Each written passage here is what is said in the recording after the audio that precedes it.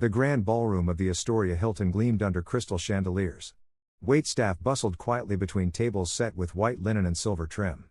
The gala was one of the most prestigious charity events of the season, black tie, $500 a plate, invitation only. Among the arriving guests were Charles and Meredith Langford, an older white couple from one of the city's wealthiest neighborhoods. Charles wore a tailored tuxedo, Meredith a floor-length emerald gown with a diamond necklace resting confidently against her collarbone. They were regulars at these kinds of events, donors, patrons, and firm believers that their presence elevated the room. A young usher guided them to their assigned seats at table 6. Meredith frowned almost immediately. "Is this correct?" she asked, tapping the name card. "Yes, ma'am," the usher replied with polite certainty. Charles glanced toward the other side of the round table, where a black family was already seated, a man in a sleek black suit, a woman in a gold off-the-shoulder dress, and a young girl with neat braids and a quiet smile. Meredith's lips tightened. "Surely there's a mistake," she said under her breath. The usher blinked, confused. "Sir? Ma'am?" Charles leaned in. "We'd prefer another table. Somewhere more fitting." The usher, clearly flustered, hesitated. "I'm not sure I understand." Charles lowered his voice, "But not enough. We paid to support this cause. We assumed we'd be seated with people we know." On the other side of the table, the black man lifted his eyes and met Charles's gaze. He didn't say a word, just observed. Calm. Direct. Unapologetic. The usher opened his mouth, unsure of what to say, but was saved by a voice from the stage. "Ladies and gentlemen, please find your seats. The program will begin in 5 minutes." Meredith huffed. "Fine. But I expect to speak to the coordinator after this." The couple sat, stiffly, not acknowledging the family across from them. The air at table 6 shifted, not openly hostile, but undeniably cold. What Charles and Meredith didn't know, not yet, was that the man sitting across from them was far from an ordinary guest. He was the reason everyone was here. The ballroom gradually filled with a well-dressed mosaic of city elites, entrepreneurs, philanthropists, elected officials, and cultural figures. Waiters served sparkling drinks with quiet elegance. A live string quartet played near the stage, filling the room with soft classical melodies. At table 6, the tension hung invisible but heavy. Charles sipped his wine with deliberate nonchalance, glancing across the room but avoiding eye contact with the black man directly across from him. Meredith focused intently on her phone, scrolling through photos of previous galas on social media, offering the occasional pointed sigh. Across the table, Dr. Elijah Benton sat calmly, sipping water and chatting with his wife, Yvette, and their daughter Amara, who was nervously adjusting the pearl bracelet on her wrist. Elijah wore his confidence like a well-fitted suit, easy, effortless, earned. He had noticed the Langfords' reaction, the subtle body language, the avoidance, the frosty glances, but he made no comment. He didn't need to. He'd experienced it before, the assumption that he didn't belong, that his presence was a deviation from the unspoken norm of rooms like this. But tonight would be different. "Everything okay, sweetheart?" he asked his daughter, who was watching the Langfords out of the corner of her eye. Amara nodded quietly. "They looked upset when we sat down." Elijah leaned toward her, lowering his voice. "Sometimes people are uncomfortable with what they don't expect. But that's not our burden to carry. You understand?" She nodded again, this time with a small, braver smile. On the other side of the table, Meredith finally broke the silence, not to Elijah or Yvette, but to another couple who had just joined the table. "Oh, thank goodness," she said too loudly. "Some familiar faces at last." The new couple, two white professionals in their 40s, greeted everyone at the table, including Elijah's family, with warm smiles and introductions. Meredith clearly didn't expect that. Her smile stiffened. "Elijah Benton," he said politely, offering his hand across the table. The man across from him shook it. "Good to meet you. You look familiar. Have we met before?" Elijah gave a gentle smile. "Maybe. I've been around." Before the conversation could continue, the room's lights dimmed slightly. A spotlight lit up the stage, and the evening's host, a poised woman in a red gown, stepped to the podium. "Good evening, everyone, and welcome to the 14th Annual Horizon Gala. Tonight, we celebrate not only generosity and progress, but the extraordinary people helping to shape the future of this city." There was polite applause. Meredith clapped softly, still distracted. Charles barely looked up from his glass. The host continued, "We are especially honored this evening to recognize one individual whose work in education, civil advocacy, and community development has touched thousands of lives. A leader, a visionary, and, if I may be personal for a moment, a man of deep integrity and compassion." Amara sat up a little straighter. Yvette smiled, her hand resting on her husband's. Charles glanced toward the stage, brows lightly furrowed. "And so," the host said, "please join me in welcoming this year's guest of honor, Dr. Elijah Benton." The spotlight shifted and landed directly on their table. A wave of applause rolled through the ballroom like rising wind. Some guests stood. Others turned in their seats to look for the newly announced guest of honor. Camera flashes sparked along the perimeter of the room. The string quartet shifted to a soft, regal melody. At table 6, the silence was thunderous. Charles Langford sat frozen, his wine glass halfway to his lips. Meredith blinked as if she'd misheard. She glanced toward Elijah, then toward the stage, then back again, her expression shifting from confusion to disbelief. Elijah Benton slowly stood. The spotlight followed him with surgical precision, illuminating every step he took from the table toward the stage. As he rose, Yvette straightened his lapel with a proud, quiet touch, and Amara beamed as she clapped, her earlier nervousness completely replaced with awe. Charles slowly set his glass down. "He's the guest of honor?" he muttered, not quite to anyone. Meredith's cheeks flushed, not red with anger this time, but with the creeping pink of humiliation. Her lips parted, but no words came out. Elijah walked calmly to the podium, shook hands with the host, and turned toward the audience. "Thank you," he began, voice steady, warm, assured. "Not just for this recognition, but for the opportunity to speak here tonight, in a room full of people committed to progress, equity, and the kind of future we want our children to inherit." There were cheers. Real ones. Charles stared at Elijah like he was seeing him for the first time, not as a presence at their table, not as a disruption to their seating plan, but as someone bigger than the narrative he had tried to cast over him. Elijah continued, "I didn't grow up attending galas like this. I grew up in a neighborhood where community leaders wore worn-out shoes and fought for kids to have safe sidewalks and a working library. I've spent the last 20 years trying to build bridges between that world and this one." More applause. Meredith lowered her gaze to her lap, hands clenched around her clutch. "Tonight," Elijah said, "I share this award with every child who's been told they don't belong in certain rooms. Every parent who's watched their family be underestimated. And every person who has ever had to earn what others are given freely, respect." The ballroom stood. A full standing ovation. Applause thundered. Several people in the audience had tears in their eyes. At table 6, only 2 guests remained seated. The Langfords. And they had nowhere to look but inward. The applause lingered even as Elijah stepped down from the stage. People leaned over tables to shake his hand, to thank him, to offer congratulations. Photographers snapped more pictures. Event staff opened a path so he could return to his seat without interruption, but it wasn't just a return to any seat. It was a return to table 6. The Langfords watched him approach, their posture suddenly rigid. Charles' jaw clenched. Meredith's smile was now a trembling thing, too late, too forced. As Elijah arrived, Amara jumped up and gave him a tight hug, whispering, "You were amazing, Daddy." He kissed her forehead and smiled warmly at Yvette before slowly pulling out his chair.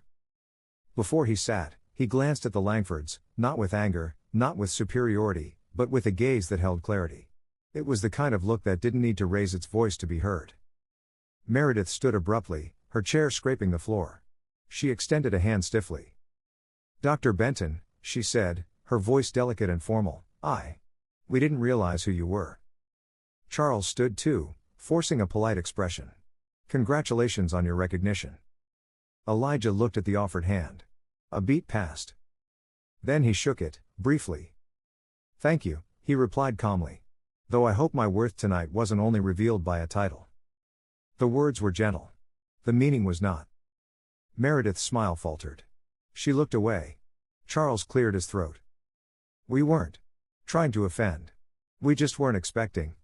"You weren't expecting to share a table with people like me," Elijah finished for him, still calm. "It's okay. I've heard the version with more words. And fewer."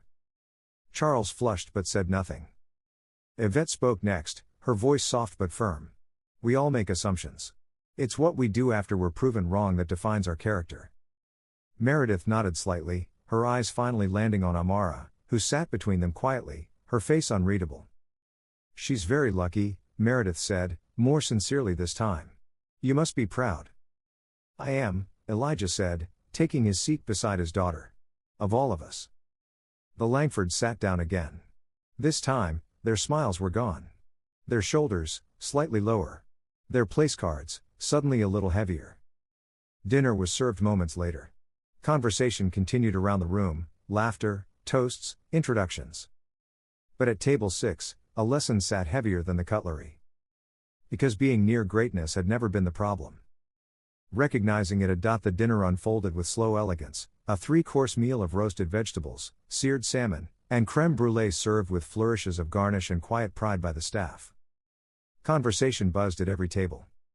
Except one. At table 6, the atmosphere had shifted, not outwardly tense, but fragile, like glass that had been cracked then carefully glued back together. Every interaction was measured. Every glance, cautious. Elijah and Yvette spoke with the couple next to them, longtime educators who had worked with Elijah years ago, while Amara quietly drew shapes on a paper napkin with a pen she borrowed from a waiter. Charles Langford, meanwhile, pushed his food around his plate. Meredith made polite nods when addressed but said little. Her appetite, like her confidence, had vanished somewhere between the spotlight and the truth. Elijah eventually turned his attention across the table. Mr. Langford, he said, gently. Charles looked up, caught off guard by the direct address. Yes? I meant what I said earlier, Elijah continued. Recognition doesn't make a person valuable. But it can make people see what they've been trained to overlook. Charles was quiet, unsure whether to defend himself or surrender to what he now realized. Meredith tried to intervene. Dr. Benton, we were simply... Elijah held up a hand, not rudely, but firmly. I'm not asking for an explanation. Or an apology. I've had those. What I care about is what happens the next time. Charles blinked. The next time you walk into a room and assume who belongs where, Elijah continued. The next time someone doesn't look like you, or dress like you, or sit where you expect them to sit. The next time you decide who's important. For a long moment, no one spoke. Then Charles set down his fork. I understand, he said quietly. I suppose I still have some unlearning to do. That's true for most of us, Elijah replied, his voice softening. At that moment, Amara looked up from her doodles and smiled. Mr. Langford, she said innocently, did you like my dad's speech? Charles looked at the little girl. And something in him, something hardened and inherited, softened just enough to bend. I did, he said. Very much. Yvette smiled at Amara, who beamed. Across the ballroom, the MC returned to the stage for closing remarks. Guests began standing to stretch and prepare to leave. Elijah reached for his coat. Meredith stood too, slowly. I hope, she said carefully, that if our paths cross again, we might have a better start. Elijah didn't promise. He simply nodded. Let's hope we do. Outside the ballroom, the evening air had cooled. A valet line snaked around the entrance as luxury cars pulled forward, one by one.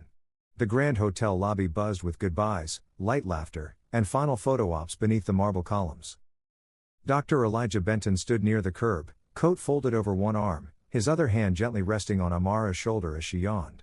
Yvette chatted briefly with another attendee, who offered congratulations once again before disappearing into a waiting town car. The night was nearly over, but something still hung in the air.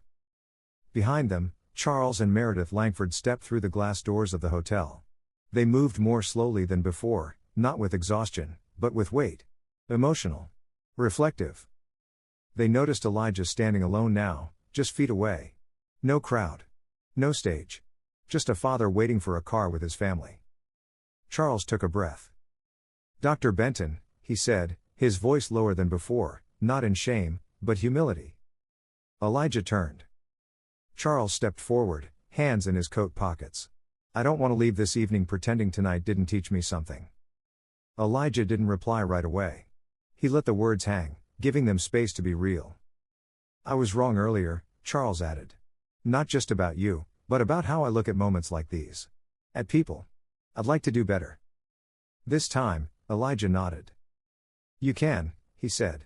But only if you stop waiting for someone else's resume to prove their worth to you. Charles looked down. Understood. Meredith stood beside him, arms folded. Your daughter. She's remarkable. Elijah smiled. She sees what's real before most adults do. Amara peeked up from under his arm with a shy grin. Meredith gave a faint smile. Then maybe there's still hope for us. The valet pulled up just then with Elijah's car. He thanked the driver, opened the rear door for Yvette and Amara, and looked once more at the couple standing by the curb. You were never just sitting near a black family, Elijah said gently. You were sitting near a family who belongs here, just like you. Remember that next time. And with that, he stepped into the car, door closing behind him with a quiet finality. The Langfords stood in silence as the car pulled away. Around them, the noise of the city continued, but something in them had gone still. And perhaps just slightly shifted. The next morning, golden light spilled across the Langford spacious kitchen. Meredith sat at the breakfast table in her robe, a steaming mug of tea between her palms. Across from her, Charles scrolled through his tablet, but he wasn't really reading. The silence between them was unusually thoughtful, not cold, but contemplative. For once, neither reached for the TV remote. No morning news. No distractions. On the screen of Charles's tablet was an article headlined, Gala honors Dr. Elijah Benton for decades of community impact. Beneath the headline was a photograph, Elijah at the podium, his wife and daughter looking up at him with quiet pride. The image captured something that words rarely could: strength, legacy, and grace in the face of ignorance. Meredith looked up. Did you read the whole article? Charles nodded. Twice. She hesitated. That girl. Amara. The way she looked at him. So proud. Like she already knew the world was going to try and overlook him, and she wasn't going to let it. Charles didn't respond right away. Then, and we were the ones doing the overlooking. There was no defensiveness in his tone. Just truth. Meredith picked up her phone, thumb hovering over a note she had started drafting before bed. An apology. Not performative. Not public. Just human. To him? Charles asked. She nodded. Or maybe to ourselves. He took a sip of coffee, exhaled. I keep thinking, Charles said, if he hadn't been the guest of honor, would we have left that table? Complained? Judged the same way we always have? Meredith met his eyes. We did judge. The difference is, this time, we got caught in the act. No, Charles said softly. This time, we were given a second chance to see the full picture. And I don't think I'll forget it. She looked back down at her screen. Well, she said, then maybe it wasn't just a gala. Maybe it was a mirror. Charles folded the tablet closed and leaned back. Outside, the day moved on, quiet, bright, ordinary. But in the Langford home, something was no longer the same. A story had ended. A new perspective had begun.